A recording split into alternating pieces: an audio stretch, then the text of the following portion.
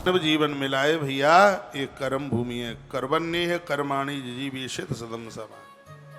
100 नए काम रोजाना करो इस शरीर से, एक नहीं पूरे 100। हमारे ग्रंथ कहते हैं आप तो एक ही करके संतुष्ट हो रहे हैं, 100 करो इससे 100। डेली की लिस्ट बनाओ, 100 बढ़िया से बढ़िया काम करो। उम्र पलटा खा रही है, जीवन निकल रहा है, पता नहीं है कब क्या हो सकता है। 100 काम रोजाना बढ़िया बढ़िया 100 काम करो।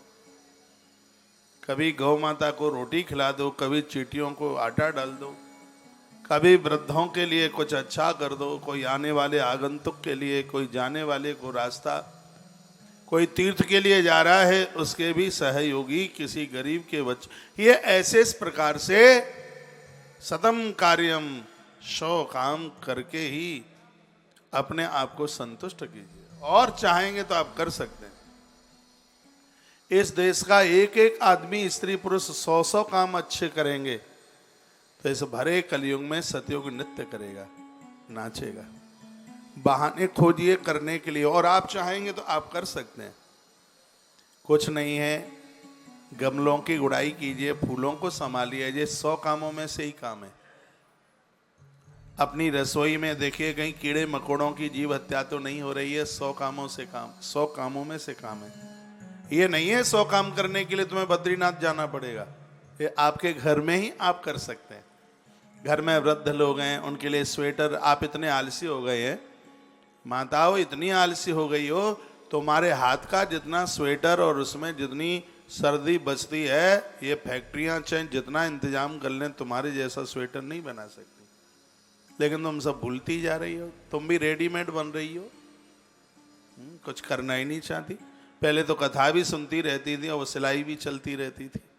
साहब काम, आपको बद्रीनाथ नहीं जाना 100 काम करने के लिए, घर में रहकर ये 100 काम आप रोज कर सकते हैं। भोजन भी बनावें तो भगवान का नाम लेकर 100 कामों से एक काम हो जाएगा। प्रसाद बन गया है, भगवान का भोग लगाओ, 100 कामों से एक हो जाएगा। घर में भोजन शुरू होता है उससे पहले बाहर जाकर के देखो कोई भूखा तो नहीं खड़ा है, 100 कामों से में से एक काम हो जाएगा। अरे मैं तो 100 कह रहा हूं, तुम रोज 500 काम कर सकते। हमारे उपनिषदों ने कहा वही धरती के महापुरुष हैं, वही धरती के विशेष लोग हैं जो नित्य 100 अच्छे अच्छे काम करते हैं। ये आप अपने ऑफिस में भी कर सकते हैं, आप जहां हैं वहां आप कर सकते हैं। रास्ते में जा रहे हैं, जूठे मूठे गिलास पड़े हुए हैं, उठा करके उन्हें रख दो। रास्ते में जा रहे हो, पत्थर पड़ा है, किसी को ठोकर मारेगा, उसको उठा के एक तरफा डाल दो।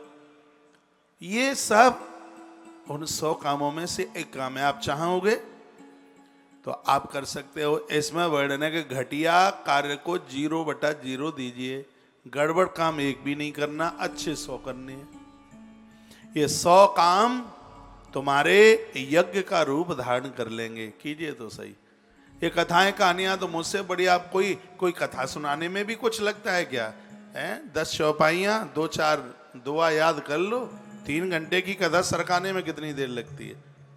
और बढ़िया से टीम रख लो गाने बजाने वालों की, तो 3 घंटे में 10-5 कीर्तन भी हो जाएंगे। कथा में क्या लगता है? कथा तो आज भारी सरल हो गई है।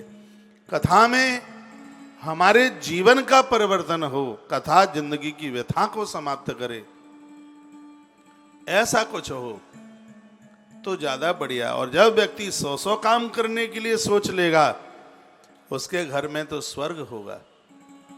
वो मृत्यु लोक में नहीं, वह बैकुंठ का अनुभव कर रहा होगा। तो क्या सुंदर लिखा है, जिजीव शेतम सतम कार्यम समहा।